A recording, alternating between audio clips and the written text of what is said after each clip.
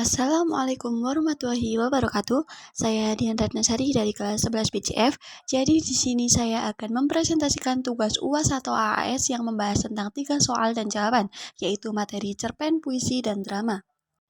Yang pertama ada materi cerpen, saya mengambil soal cerpen itu di nomor 26. Laki-laki itu tersenyum lalu menutup bukunya dan dimasukkan ke dalam tas gamblok. Akhirnya rasa percaya diri yang sedari tadi Ani juga pun pupus juga. Kini malah Anin merasa direndahkan. Dia menganggap laki-laki itu so akrab. Bagaimana tidak, baru pertama kali bertemu, dalam beberapa menit saja dia telah mendoakannya dan membayarkan ongkos busnya. Meskipun dengan sikap yang dingin bahkan menganggap dirinya sebagai adik. Cukup? Oke, makasih buat ongkosnya. Tapi maksud lo apa? Nganggap gua sebagai adik lo? Kenal aja enggak? Anin memarahi pria tak berdosa itu. Vena mempertanyakan sikap tokoh Anin dengan cara berikut. A. Anin itu siapa? B. Yang sebenarnya Anin itu siapa? C. Mengapa laki-laki itu bisa bersikap so akrab? D. Beberapa lama kedua tokoh itu saling mengenal. E. Beberapa besar ongkos yang dibayar laki-laki itu untuk Anin.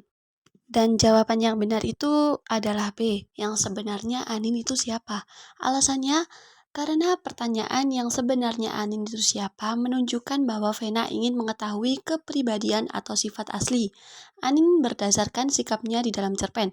Pada kutipan ini, Anin terlihat mudah tersinggung dan marah kepada laki-laki yang sebenarnya ingin menolongnya. Dari sikap itu muncul rasa penasaran tentang bagaimana sebenarnya karakter Anin. Karena itu jawaban B paling tepat.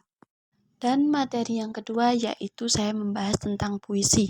Yang saya mengambil soal itu di nomor 13 yang membahas tentang amanat. Saya akan membacakan soalnya. Melalui penggambaran dari kata patuh, amanat ibu, bajak, dan yang lainnya, dapat disimpulkan bahwa sosok aku adalah A. Orang yang beranggapan bahwa kita sebagai manusia jangan malas-malasan. B. Orang yang meyakini bahwa pengendalian diri terhadap emosi itu penting. C. Pekerja keras yang tidak dikenal lelah atau menyerah. D. Manusia yang melaksanakan amanat dari Ibu Pertiwi untuk mengelola sawah dengan baik. Dan E. Manusia yang harus selalu dekat dengan alam sekitarnya. Dan jawaban yang paling tepat yaitu D. Manusia yang melaksanakan amanat dari Ibu Pertiwi untuk mengolah sawah dengan baik. Alasannya karena dalam puisi terdapat kata-kata seperti mengemudi bajak menunjukkan kegiatan membajak sawah. Amanat ibu menggambarkan pesan atau tugas yang harus dijalankan. Patuh sekali menunjukkan tokoh aku taat menjalankan tugasnya. Puisi ini menggambarkan sosok aku yang tetap bekerja mengolah sawah walaupun panas terik demi menjalankan amanat. Kata ibu dalam puisi dapat dimaknai sebagai ibu pertiwi atau tanah air yang memberi tugas untuk mengolah alam dengan baik. Dan materi yang ketiga yaitu tentang drama yang saya mengambil soal tersebut di nomor 3. Itu ada 2 dialog antara istri dan suami. Saya akan membacakan soalnya.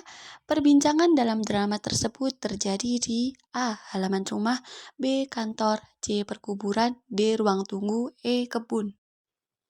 Dan jawaban yang paling tepat yaitu C, perkuburan. Alasannya karena pada dialog terdapat kata nisan.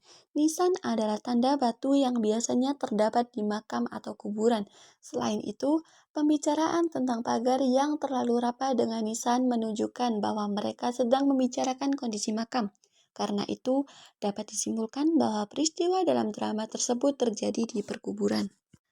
Sekian pembahasan soal dan jawaban tentang 3 materi tersebut dari saya. Wassalamualaikum warahmatullahi wabarakatuh.